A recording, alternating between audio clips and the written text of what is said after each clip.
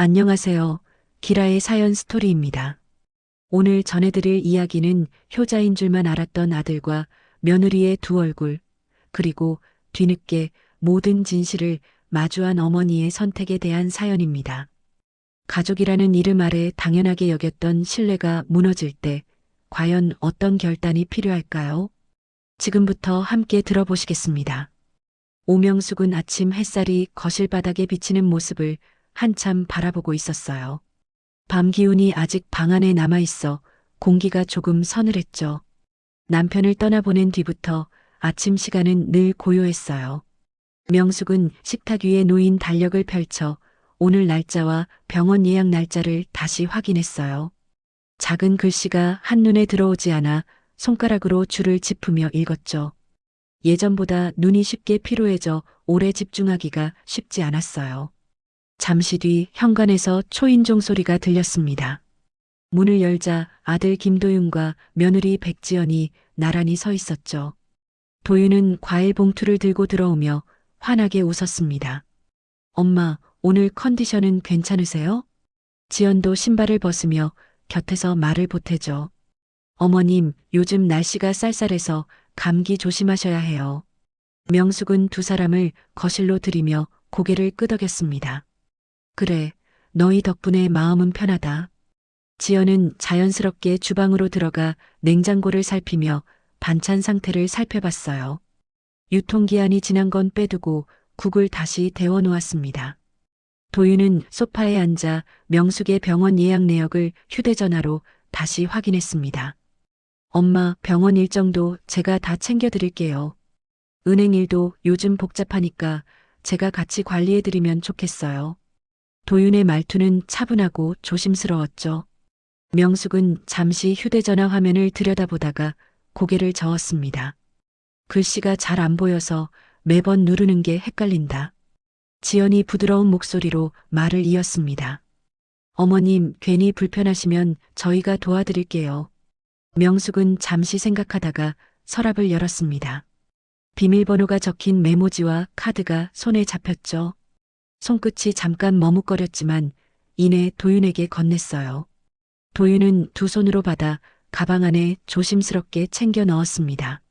엄마 걱정 마세요. 제가 잘 관리할게요. 지연은 그 모습을 보며 미소를 지었습니다. 어머님, 노후자금은 저희가 꼭 지켜드릴게요. 말은 따뜻했지만 지연의 머릿속에는 이번 달 친정 병원비 날짜가 먼저 떠올랐죠. 도윤 역시 고개를 끄덕이면서도 마음 한켠에서는 카드 한도와 자동 이체 날짜를 계산하고 있었어요. 명숙은 그런 속내를 알지 못한 채 두 사람을 바라보며 안도했습니다. 그래, 너희가 있어서 든든하다. 이 집도 아직 명숙 명의였지만 당분간은 아이들이 편하게 쓰게 두자는 마음이었죠. 언젠가는 이 집을 정리해 노후자금으로 보탤 생각도 가지고 있었어요. 도윤과 지연이 집을 나선 뒤 거실에는 다시 조용한 공기가 남았습니다. 명숙은 따뜻한 차를 한 잔 따라 식탁에 앉았습니다. 창밖을 바라보며 천천히 숨을 고르고 있었죠. 자식이 곁에 있다는 사실이 든든하게 느껴졌어요. 그 믿음이 서서히 일상 속으로 스며들고 있었죠. 며칠이 지난 어느 오전, 오명숙은 도윤이 잡아준 병원 진료를 마치고 계산대로 향했어요. 수납창고 직원이 화면을 확인하다가 잠시 표정이 굳는 모습이 보였죠. 다시 한번 화면을 살핀 뒤 조심스럽게 말을 건넸습니다. 자동이체가 한번 처리되지 않은 기록이 있어요. 이번에는 현장 결제로 진행해 주셔야 할 것 같아요. 명숙은 순간 귀를 의심했어요.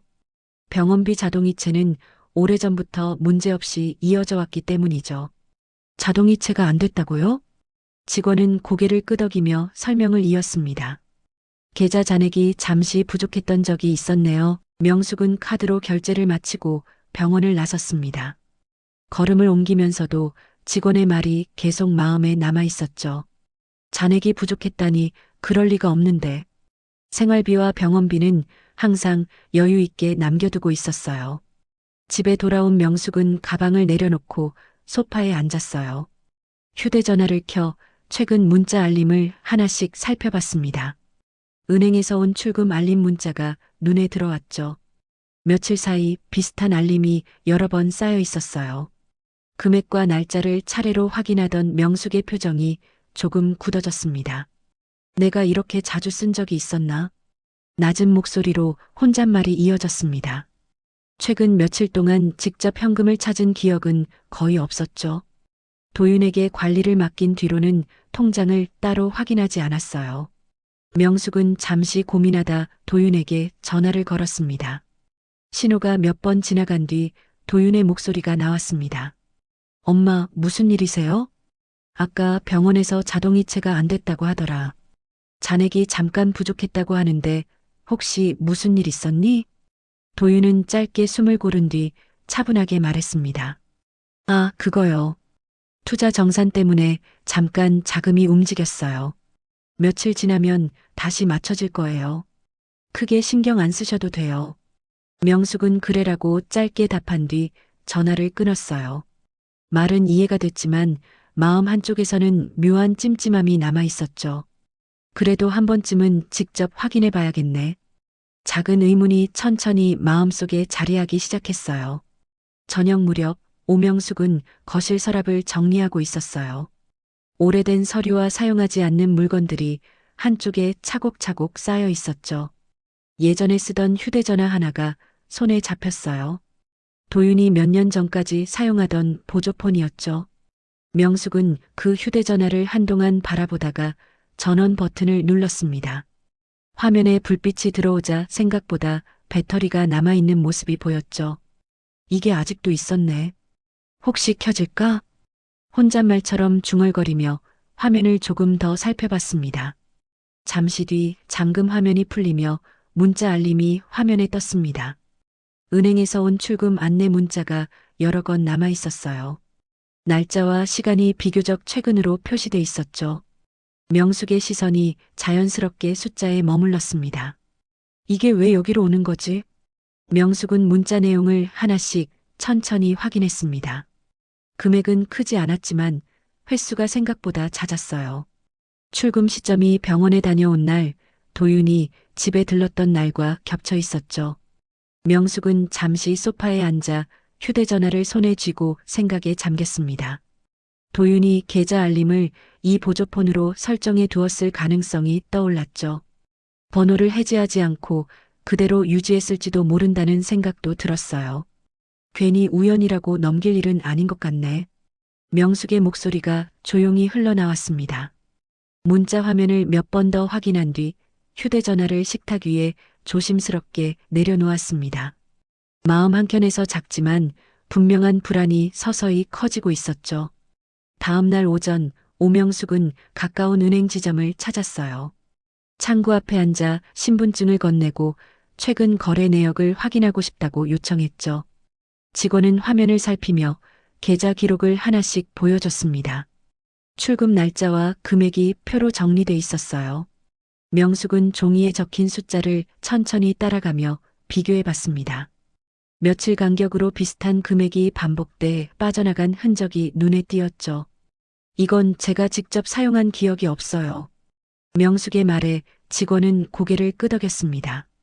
자동 승인 설정이 변경돼 있었어요. 등록된 기기에서 별도 인증 없이도 결제가 처리된 기록이에요. 직원의 설명을 들으며 명숙은 잠시 말을 잇지 못했어요. 도윤에게 통장 관리를 맡긴 시점과 설정 변경 시점이 거의 같았기 때문이죠. 명숙은 거래 내역을 조금 더 자세히 들여다봤습니다. 특정 계좌로 송금된 기록이 반복적으로 나타나 있었어요. 받는 사람 이름이 처음 보는 이름이라 눈길이 머물렀죠. 직원에게 조심스럽게 물었습니다. 이 계좌는 누구 명의인가요? 직원은 개인정보 보호 범위 내에서 확인 가능한 부분만 안내해줬습니다. 개인명의 계좌로 확인되세요. 같은 수치인이 여러 번 반복돼 있네요. 명숙은 종이에 계좌 끝자리와 날짜를 메모해뒀습니다. 가슴 한쪽이 조금씩 답답해지는 느낌이 올라왔죠. 이런 출금이 계속 이어졌나요? 명숙의 질문에 직원은 최근 몇 달간의 내역을 함께 보여줬습니다. 짧은 간격으로 비슷한 금액이 빠져나간 흐름이 이어져 있었죠. 명숙은 입술을 살짝 다물고 숫자를 다시 훑었습니다. 제가 다시 확인해보고 연락드릴게요. 명숙은 거래 내역 사본을 받아 은행을 나섰어요. 문서를 손에 쥔 채로 한동안 발걸음이 쉽게 떨어지지 않았죠. 이제 단순한 착오로 넘기기에는 마음이 편하지 않았어요. 숫자가 말해주는 흐름이 점점 또렷하게 다가오고 있었어요. 오후가 되어 오명숙은 윤태성의 사무실을 찾았어요. 예전에 연금 상담을 받으며 인연을 맺었던 사람이었죠. 작은 상담실 안에는 서류철과 컴퓨터가 정돈돼 있었어요. 명숙은 은행에서 받아온 거래 내역과 휴대전화 사진을 테이블 위에 나란히 놓았습니다. 윤태성은 서류를 함께 살피며 숫자를 하나씩 짚었습니다. 출금 간격, 금액 규모, 반복되는 계좌 흐름이 자연스럽게 눈에 들어왔죠. 명숙은 숨을 고르며 조심스럽게 입을 열었습니다. 제가 직접 쓴 기억은 거의 없어요.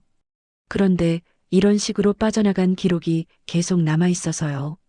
윤태성은 고개를 끄덕이며 화면을 다시 확인했습니다. 이 패턴은 생활비 지출보다는 일정 대상에게 계속 송금되는 형태에 가까워요. 같은 계좌로 반복 이체가 이어진 점도 눈에 띄어요. 명숙은 잠시 말을 잇지 못했어요. 그럼 누군가에게 계속 보내졌다는 이야기인가요? 윤태성은 조심스럽게 말했습니다. 가능성이 꽤 높아 보여요. 명숙은 거래 내역 메모를 다시 꺼내 날짜를 하나씩 짚었습니다. 병원에 다녀온 날, 도윤이 집에 들렀던 날과 겹치는 부분이 다시 눈에 들어왔죠. 마음 한쪽에서 묘한 불편함이 올라왔어요. 윤태성은 잠시 생각한 뒤 말을 이었습니다. 지금 단계에서는 감정적으로 판단하지 말고 자료를 조금 더 정리하는 게 좋아 보여요. 계좌 권한 구조도 다시 점검해 두는 편이 안전해요. 명숙은 고개를 끄덕이며 깊게 숨을 들이마셨습니다. 아들을 믿고 싶었던 마음과 숫자가 보여주는 현실 사이에서 마음이 쉽게 정리되지 않았죠. 그래도 이제는 흐름을 그냥 넘기기 어렵다는 생각이 분명해졌어요. 사무실을 나서며 명숙은 가방 속 서류를 다시 한번 눌러 담았습니다. 조금만 더 확인해 보자. 혼잣말처럼 낮게 말하며 발걸음을 옮겼어요. 며칠 뒤 오명숙은 다시 은행을 찾았어요. 윤태성과 통화한 뒤 조금 더 상세한 거래 흐름을 직접 확인하고 싶었기 때문이죠. 이번에는 창구 직원이 송금 계좌 내역을 기간별로 정리해 보여줬어요. 명숙은 출력된 종이를 받아 숫자를 하나씩 따라가며 살펴봤어요. 같은 계좌 번호가 여러 줄에 반복돼 있었죠. 날짜는 들쭉날쭉했지만 금액대는 거의 비슷했어요. 생활비 수준을 훌쩍 넘는 송금도 여러 건 눈에 들어왔죠. 명숙은 계좌 옆에 적힌 예금주 이름을 다시 확인했습니다. 처음 보는 이름이었지만 어디선가 한 번쯤 들은 기억이 스쳤어요. 며느리 지연이 통화할 때 언급했던 친정 아버지 이름과 같았죠. 이 계좌 명의가 맞나요? 명숙이 직원에게 조심스럽게 묻자 직원은 확인 화면을 다시 보여줬습니다. 네, 개인명의 계좌예요. 송금 빈도가 꽤 잦은 편이네요. 명숙은 종이를 손에 쥔 채 한동안 말을 잇지 못했어요. 머릿속에서 여러 장면이 자연스럽게 이어졌죠. 지연이 친정병원비 이야기를 꺼냈던 순간 도윤이 투자 정산이라고 설명했던 통화, 출금 문자 알림이 반복되던 화면이 차례로 떠올랐어요. 설마, 명숙의 입술 사이로 짧은 말이 새어나왔어요. 확실한 증거 없이 단정할 수는 없었지만 흐름은 이미 또렷해지고 있었죠. 이 돈이 어디로 흘러갔는지, 왜 그렇게 빠져나갔는지 퍼즐이 맞아 들어가는 느낌이 들었어요. 명숙은 거래 내역 사본을 다시 챙겨 가방에 넣었습니다. 지금은 감정을 앞세우기보다 사실을 더 차분히 모아야겠다는 생각이 들었죠. 이제 단순한 의심이 아니라 방향이 분명해지고 있었어요. 주말 오후 김도윤과 백지연이 오명숙의 집을 찾았어요. 익숙한 얼굴들이었지만 명숙의 시선은 이전과 달랐죠. 표정 하나, 말투 하나까지 자연스럽게 눈에 들어왔어요. 지연은 들어오자마자 주방으로 향해 반찬통을 정리했습니다. 어머님, 반찬이 좀 남아있네요. 오늘은 제가 새로 해올게요. 명숙은 고개를 끄덕이며 짧게 답했어요. 그래, 고맙다. 도윤은 소파에 앉아 명숙의 혈압 기록표를 살펴봤습니다. 엄마, 요즘 수치는 괜찮으세요? 약은 잘 챙겨 드시죠? 말투는 여전히 다정했어요. 명숙은 차를 따르며 두 사람을 천천히 바라봤습니다. 겉으로는 이전과 다를 바 없는 모습이었죠. 하지만 마음속에서는 숫자와 이름들이 겹쳐 떠오르고 있었어요. 지연이 조심스럽게 말을 꺼냈습니다. 어머님, 이번 달에 병원 검사 하나 더 받으신다면서요? 검사비가 좀 들겠죠? 명숙은 잠시 지연의 얼굴을 바라보다가 잔잔하게 답했습니다. 그래, 조금 들긴 하지. 지연은 고개를 끄덕이며 말을 이었습니다. 그래도 건강이 먼저니까요. 어머님, 돈 아끼실 필요는 없어요. 부드러운 말투였지만 그 말 끝에 묘한 계산이 스며 있는 듯 느껴졌죠. 도윤도 자연스럽게 말을 보탰습니다. 엄마, 요즘 자동이체 정리도 거의 마무리됐어요. 계좌 흐름도 안정적으로 관리하고 있어요. 명숙은 찻잔을 내려놓으며 조용히 웃었습니다. 그래, 고생 많다. 하지만 마음 한켠에서는 다른 생각이 스치고 있었죠. 안정적이라는 말이 누구 기준이지.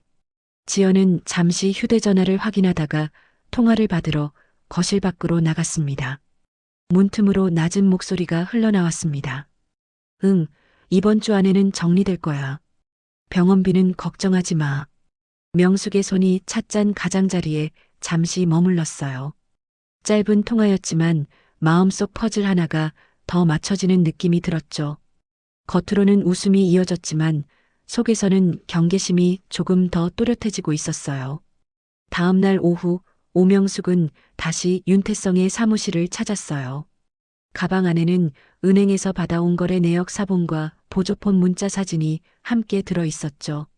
명숙은 서류를 테이블 위에 차례로 꺼내 놓았습니다.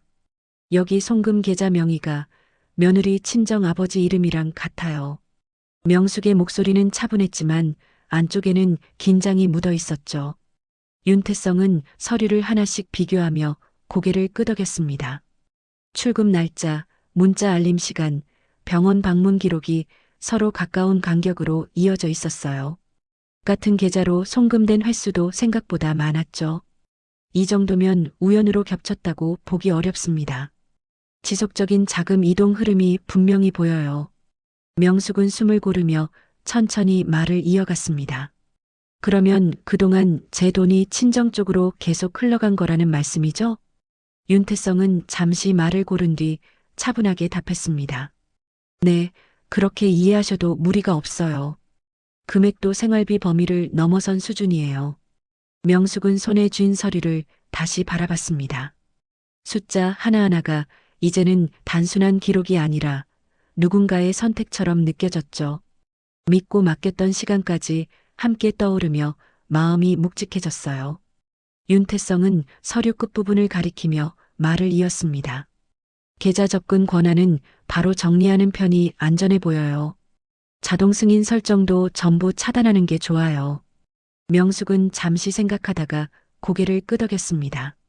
그렇게 진행해 주세요. 더는 이렇게 두고 싶지 않아요. 윤태성은 필요한 절차를 하나씩 안내해 줬습니다. 위임 범위 조정, 승인 구조 변경, 출금 제한 설정까지 차근차근 정리됐죠. 명숙은 서류에 서명을 남기며 손끝에 힘을 줬습니다. 이 순간부터는 다시 스스로 통제권을 주겠다는 마음이 분명해졌어요. 사무실을 나선 명숙은 가방을 단단히 쥐고 천천히 걸었습니다. 이제 피할 수 없는 대화가 남아있다는 사실을 잘 알고 있었죠. 이번에는 제대로 짚고 넘어가야겠네. 낮은 목소리가 입술 사이로 조용히 흘러나왔습니다. 저녁 무렵 김도윤과 백지연이 다시 오명숙의 집에 들어섰습니다. 평소와 다름없는 인사였지만 명숙의 표정은 이전보다 한결 차분했죠. 식탁 위에는 차와 함께 서류 봉투 하나가 놓여 있었어요. 엄마, 무슨 일 있으세요? 도윤이 먼저 말을 꺼냈습니다. 명숙은 찻잔을 한번 내려놓고 천천히 입을 열었습니다. 너희한테 확인할 게 있어서 불렀다. 지연은 순간 눈빛이 흔들리지만 이내 웃음을 지었습니다. 어머님, 무슨 일이세요? 명숙은 서류 봉투에서 거래 내역 사본을 꺼내 식탁 위에 펼쳤습니다. 줄마다 표시해둔 날짜와 계좌번호가 선명했죠. 이 계좌 누구 거냐? 도윤은 종이를 바라보다가 잠시 말을 멈췄습니다. 그건 투자 쪽 정산 계좌예요. 명숙은 고개를 저었습니다. 며느리 친정 아버지 이름이더라. 지연의 손이 찻잔 쪽으로 조금 흔들렸습니다. 어머님, 그게 왜 거기서 나오죠? 목소리가 이전만큼 부드럽지 않았어요. 몇 달 동안 같은 계좌로 계속 돈이 빠져나갔다. 금액도 생활비 수준이 아니다. 너희가 관리한다고 맡긴 내 돈이다. 도윤은 급히 말을 이었습니다. 엄마, 잠깐 도와드린 거예요. 이 사람 친정 쪽이 잠시 어려워서 금방 돌려줄 생각이었어요. 명숙의 눈빛이 차분하게 고정되었습니다. 그걸 왜 나한테 한마디도 말 안 했지? 지연은 입술을 살짝 깨물며 말을 바꿨습니다. 어머님도 사돈인데 조금 도와줄 수 있잖아요. 어차피 노후 자금은 충분하다고 늘 말씀하셨잖아요. 그 순간 공기 속에 묘한 정적이 내려앉았습니다. 명숙은 잠시 두 사람을 번갈아 바라보다가 조용히 말했습니다. 그 말 지금 쉽게 나오는구나. 도윤은 시선을 피하며 말을 낮췄습니다. 엄마, 그렇게까지 심각하게 보실 일은 아니에요. 명숙은 서류를 다시 정리해 봉투에 넣었습니다. 오늘은 여기까지만 하자. 나도 생각 좀 해봐야겠다. 도윤과 지연은 서로 눈치를 보며 조용히 자리를 정리했습니다. 문이 닫히는 소리가 집안에 길게 남았죠. 명숙은 식탁에 혼자 앉아 서류 봉투를 바라보며 깊게 숨을 골랐습니다. 이제 진짜 선택의 시간이 다가오고 있다는 사실이 마음에 또렷하게 남아 있었어요. 오전 햇살이 은행 상담실 창가로 비스듬히 들어오고 있었습니다. 오명숙은 윤태성과 마주 앉아 서류를 한 장씩 넘기고 있었습니다. 책상 위에는 계좌 변경 신청서, 승인 구조 조정 문서, 보안 설정 확인서가 나란히 놓여 있었습니다. 윤태성은 차분하게 설명했습니다. 자동 승인 설정은 전부 차단됐어요. 기존에 등록돼 있던 기기에서는 결제나 이체가 바로 이어지지 않아요. 출금 한도도 다시 조정했고 접근 권한도 전부 정리했습니다.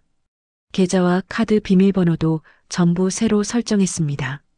비밀번호는 어머님만 알고 계시고 저도 확인할 수 없습니다. 명숙은 고개를 천천히 끄덕였습니다. 이제 누구도 내 계좌에 손댈 수 없겠네요. 윤태성은 짧게 웃으며 답했습니다. 네, 보안 구조는 충분히 안정적입니다. 명숙은 마지막 서류에 서명을 남겼습니다. 펜을 내려놓는 순간 오래 맡겨두었던 통제권을 다시 손에 쥐었다는 감각이 또렷하게 전해졌습니다. 마음은 오히려 차분했습니다. 은행을 나온 뒤 명숙은 잠시 길가에 멈춰 섰습니다. 숨을 한번 고른 뒤 도윤에게 전화를 걸었습니다. 도윤아, 오늘 은행에서 전부 정리했다. 통장, 카드, 비밀번호까지 다 바꿨다. 앞으로 내 자산은 내가 직접 관리한다. 전화기 너머에서 잠시 말이 끊겼습니다. 엄마, 그렇게까지 할 필요는 없잖아요. 명숙은 낮은 목소리로 또렷하게 이어 말했습니다. 필요하다. 내 돈이 어디로 흘러갔는지 이미 확인했다. 더 이상 너희에게 맡기지 않는다. 잠시 침묵이 흘렀습니다. 도윤이 조심스럽게 말을 꺼냈습니다. 엄마. 그때 명숙이 먼저 말을 이었습니다. 그리고 집 문제도 정리한다. 그 집은 아직 내 명이다. 정리할 시간 줄 테니 준비해라. 전화기 너머에서 숨이 거칠어지는 기색이 전해졌습니다. 엄마, 그건 너무 갑작스럽잖아요. 명숙의 말투는 흔들림이 없었습니다. 갑작스러운 건 내가 아니다. 내 돈을 허락 없이 쓰고 설명도 없이 넘긴 게 갑작스러운 거다, 알겠니? 도윤아? 명숙은 더 말을 잇지 않고 전화를 끊었습니다. 휴대전화를 가방에 넣은 뒤 잠시 창가를 바라봤습니다.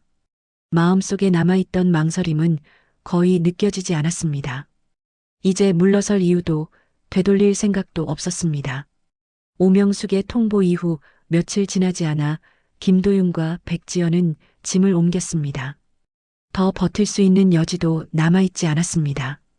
부부는 급하게 필요한 물건만 챙겨 지연의 친정집으로 들어왔습니다. 현관문이 닫히자 집안 공기가 단번에 달라졌습니다. 이곳은 더 이상 잠시 머무는 공간이 아니었습니다. 지연의 부모는 이미 거실에 앉아 TV를 보고 있었습니다.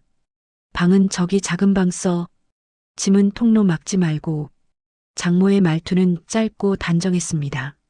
사위라고 해서 특별히 조심하는 기색은 느껴지지 않았습니다. 도윤은 고개를 끄덕이며 짧게 답했습니다. 네. 방 안에는 침대 하나와 작은 수납장만 들어갈 공간이 남아 있었습니다. 이삿짐 상자 몇 개가 벽 쪽에 밀려 있었습니다. 지연은 주변을 잠시 둘러보다가 낮은 목소리로 말했습니다. 일단 여기서 지내야겠지. 저녁 식사 시간이 되자 장모는 반찬을 식탁 위에 올려두며 말을 꺼냈습니다. 이제 집도 나왔으니 생활비는 각자 계산해야지. 먹는 것도 공과금도 다 돈이야. 지연은 잠시 말을 고르다 고개를 끄덕였습니다. 응, 알겠어. 장모는 말을 이어갔습니다. 그동안 우리가 도와받은 것도 있었잖아. 이제는 서로 부담 줄여야지. 도윤은 숟가락을 든 채 시선을 내렸습니다. 그동안 시어머니 쪽 돈이 자연스럽게 친정으로 흘러왔던 기억이 스쳐 지나갔습니다. 이 집 역시 그 흐름 위에 서 있다는 사실이 마음을 무겁게 눌렀습니다. 장인은 낮은 목소리로 말을 보탰습니다. 여기 살면 규칙은 지켜야 한다. 늦게 들어오는 것도 좀 조심하고. 지연은 다시 한번 고개를 끄덕였습니다. 도윤의 어깨가 눈에 띄게 굳어졌습니다. 밤이 되자 부부는 작은 방 안에 나란히 앉았습니다. 도윤이 낮게 말했습니다. 이 집 공기 생각보다 더 답답하네요. 지연은 잠시 말이 없다가 조심스럽게 답했습니다. 엄마도 이제 부담 느끼는 것 같아. 돈 이야기가 먼저 나오는 거 보면. 방 안에는 한동안 말소리 없이 정적만 흘렀습니다. 이곳에서는 더 이상 편하게 숨 쉴 자리가 아니라는 사실이 천천히 실감되고 있었습니다. 부부는 서로 등을 맞댄 채 긴 밤을 맞이했습니다. 오전 무렵 오명숙의 휴대전화가 울렸습니다. 화면에 뜬 번호를 확인하는 순간 누군지 바로 알 수 있었습니다. 백지연의 어머니였습니다. 명숙은 잠시 화면을 바라보다가 통화를 받았습니다. 여보세요. 사돈, 애들 얘기 좀 합시다. 장모의 목소리는 단정했습니다. 요즘 애들이 많이 힘들어합니다. 집 문제도 그렇고 너무 급하게 몰아붙인 거 아닙니까? 명숙은 짧게 숨을 고른 뒤 차분하게 답했습니다. 제 재산 문제입니다. 장모는 말을 멈추지 않았습니다. 그래도 사돈끼리 이렇게까지 할 일은 아니잖아요. 조금만 더 여유를 주면 되는 거죠. 명숙은 한 박자 쉬고 낮은 목소리로 말을 이었습니다. 사돈댁 계좌로 들어간 돈부터 확인하시죠. 전화기 넘어가 잠시 멈췄습니다. 무슨 말씀이세요? 명숙은 감정을 실지 않고 또렷하게 이어 말했습니다. 같은 계좌로 반복 송금된 기록이 있습니다. 그 계좌 명의도 이미 확인했습니다. 그 돈은 제 동의 없이 움직였습니다. 장모 쪽에서 숨을 고르는 소리가 잠시 이어졌습니다. 그건 애들이 알아서. 명숙은 말을 끈듯 이어갔습니다. 그래서 더 이상 묻지 않겠습니다. 제 돈이 어떻게 쓰였는지는 이미 충분히 확인했습니다.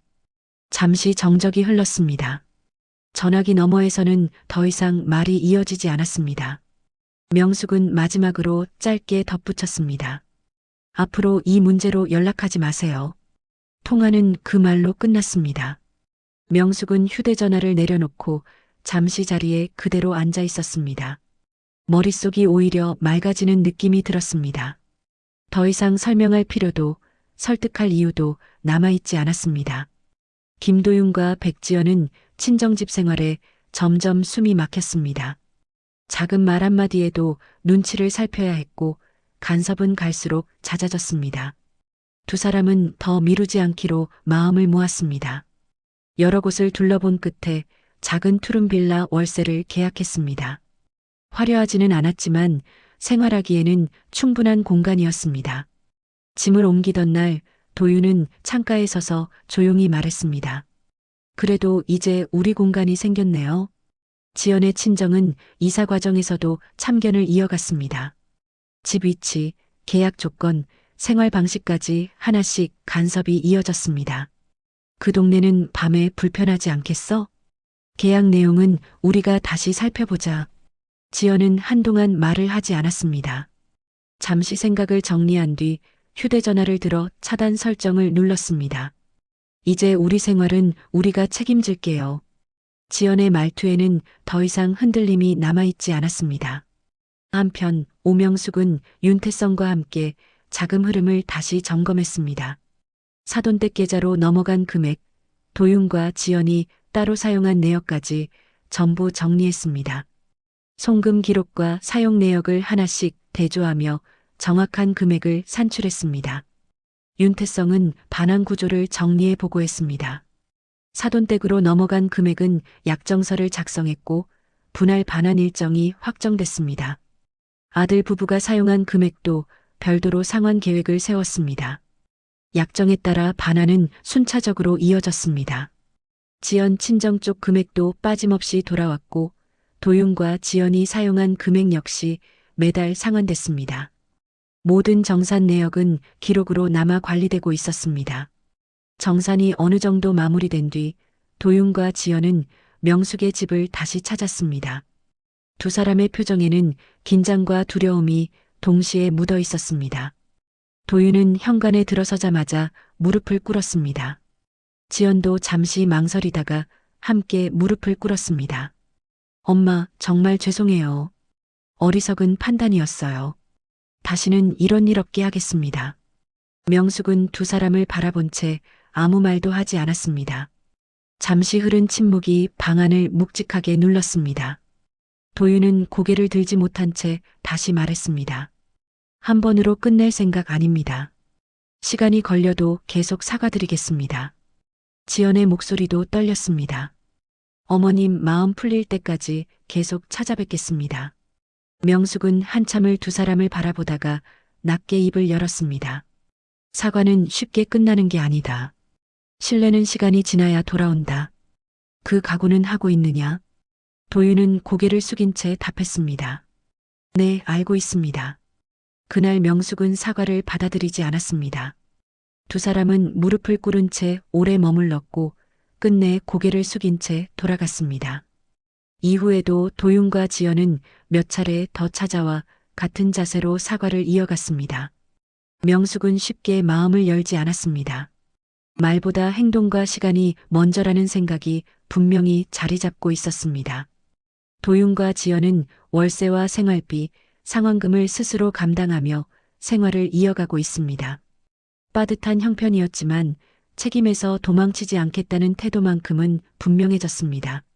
명숙의 자산은 윤태성이 관리하며 안정적으로 유지되고 있었습니다. 불필요한 연락은 줄었고 하루의 흐름도 한결 단정해졌습니다. 산책과 소소한 약속들이 다시 일상 속으로 자리 잡았습니다. 각자의 삶은 제자리를 찾아가고 있었습니다. 기대와 의존은 사라졌고 책임만 남았습니다. 명숙은 더 이상 누구의 계산 속에 머물지 않았습니다. 자신의 삶을 스스로 지켜내는 시간이 차분히 이어지고 있었습니다. 오늘 사연은 여기까지입니다. 신뢰는 한번 무너지면 쉽게 회복되지 않으며 책임은 결국 각자의 몫으로 돌아온다는 사실을 다시 한번 느끼게 하는 이야기였습니다. 여러분은 이 상황에서 어떤 선택을 하셨을까요? 댓글로 여러분의 생각도 함께 나눠주세요. 오늘도 끝까지 시청해 주셔서 감사합니다. 구독과 좋아요는 채널 운영에 큰 힘이 됩니다. 다음 이야기로 다시 찾아뵙겠습니다. 지금까지 기라의 사연 스토리였습니다.